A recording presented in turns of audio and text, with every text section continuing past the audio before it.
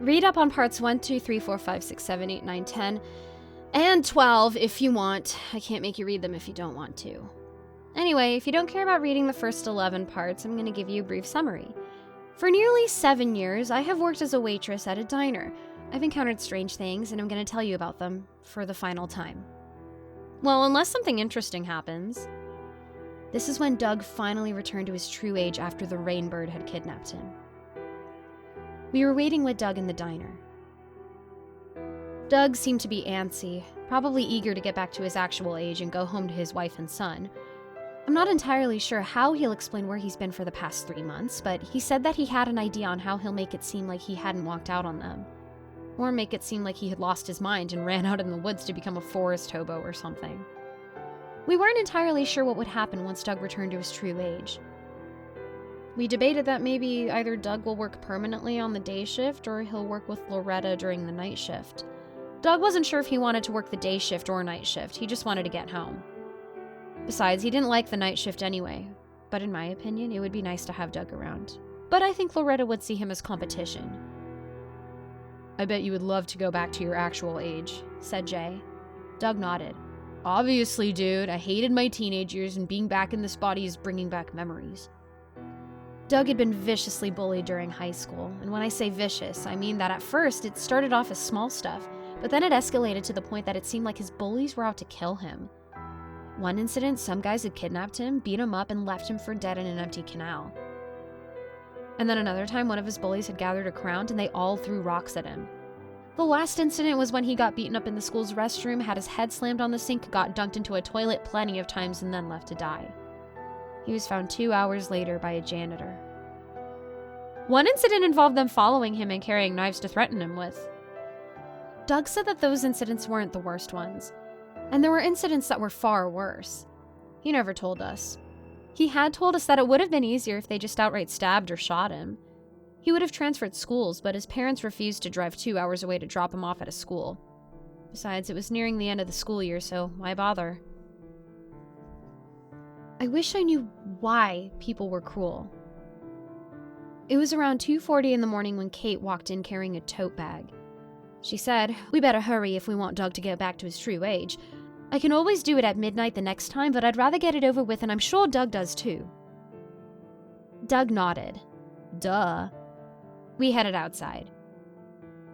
"So why do you have to do it at 3 in the morning?" asked Loretta. 3 a.m. is when our magic is heightened," said Kate. "Well, it's between 2 and 4 in the morning, but it's usually 3. "Yeah, it's the witching hour," I said. "Mortals know what it's called," replied Kate. "I also heard it's the devil's hour," said Jay. "Probably explains why my mom, Holly, and Chris were always active at that time during their drug binges." He rolled his eyes. I know he's disdainful when his family's brought up, but I think he actually misses them. He said that if they ever got clean and stayed clean, he would reconnect with them. I think Chris missed Jay enough to try and get clean, but he slipped up. Maybe Chris hated his lifestyle enough to get clean. Jay never really told us about the conversation they had at the store. If he wanted us to know, he would have told us. From what Jay said about his family antics with heroin, it's one hell of a drug. Also, I apologize for never really giving up information on Jay's siblings, but they're triplets. Holly was born first, and then Jay, whose birth name was Jolly, then lastly Christmas, also known as Chris. Yeah, their parents claim that they named them that so that they can say they have a holly jolly Christmas. Addicts, what else can I say? After Jay had told us his siblings' names, Jay said that someone in middle school had jokingly asked if his parents were on drugs because they were named Holly Jolly Christmas, and Jay had said, "Yeah, no crap. Who else names their triplets after a line in a Christmas song?" Sorry for going on a tangent. We stepped outside and Kate made Doug stand in the middle of the parking lot where Kate says the magic is more prominent. Kate laid out some candles in a circle and made Doug stand in the middle of the candle circle. Doug looked embarrassed to be standing there, and I didn't blame him. Kate passed Jay, Loretta, and I some candles before she lit them. The candles were in jars, so it wouldn't hurt us. She gave me a jar of water, and she went to Jay and gave him a jar of dirt, or as Kate called it, earth. I've got a jar of dirt. I've got a jar of dirt. Guess what's inside it? Said Jay. Kate gave him a strange look. I don't understand. It's from Pirates of the Caribbean, Dead Man's Chest, said Jay. Kate looked at him. Okay, I'm going to pretend that I know what you're talking about. She nodded and grinned at Jay, acting like she knew what Jay was talking about. She handed Loretta an empty jar. Jay looked insulted, and I even felt a little insulted for him. Kate had us stand around Doug outside the candle circle, sort of boxing him in. As she positioned us, Kate said, "Whatever happens, don't drop your candles." Kate stood in front of Doug while I stood on Doug's left. Loretta stood on Doug's right, and Jay stood behind him. You're both ridiculous, said Kate as she grabbed a candle of her own.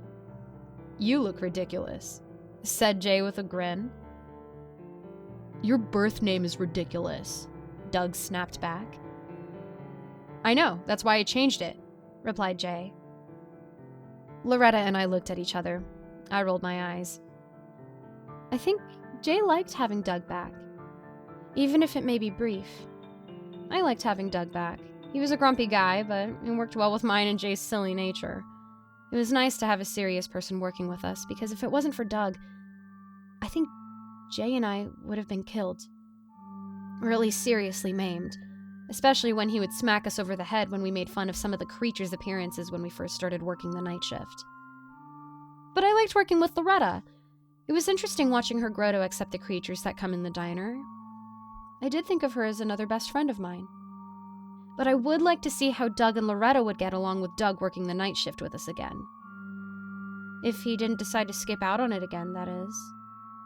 I think Doug was a little pissed that he was replaced when he was gone for 3 months. I was taken out of my thoughts by some strange chanting from Kate. She was speaking a foreign language that I couldn't pinpoint. The candle started flickering, and I was beginning to feel the hair on my arms rise up. A wind started blowing, making the trees rustle, and I wanted to duck and cover for some reason that even I didn't know. Kate continued her chanting, and I looked at her. Her eyes had turned white and were glowing. The fire in the candle circle shot up in the air, and I heard Jay stumble back, cursing. The street lamps, the diner sign, the open sign, and the lights in the diner all burnt out, throwing all of us into darkness, except for the candles, the beams of fire, and Kate's glowing eyes. Admittedly, I was beginning to grow uneasy. I trust Kate, and I trust Leshy's judgment. Maybe it's just seeing magic up close. There was a blinding flash of light, and I ducked and covered my face as I closed my eyes. There was silence, and I heard a groan. The diner lights turned back on, so we can somewhat see Doug. Doug! Doug was back! I mean, he was back, even as a teenager, but he was back at his true age. I was excited enough to actually run over and hug him. He seemed taken aback, but he awkwardly patted me on the back twice. All right, get off of me, said Doug. He gently pushed me away from him. I let him go. It must have been awkward for him. How does it feel? Asked Loretta. I mean, to be back in your normal body. It feels good, said Doug. He looked at Kate. Thank you so much. Kate, said Kate. And you're welcome. I owe Leshy a favor after all. I'm going to pretend to know who that is, said Doug. Oh, it's a long story, said Jay. Not really, I said. It's kind of short. Come on, let's get inside, said Loretta. Okay, said Doug. I actually hope Cassandra hasn't moved on since I've been missing. She hasn't, I said as we walked to the diner. She said that she knows that you'll return, so she'll be happy to see you. And this is going to be an interesting story to tell Craig and Roxana, said Loretta. Doug looked surprised. You told them? That's a long story, said Jay as we walked inside the diner. And that's all for now. Until next time.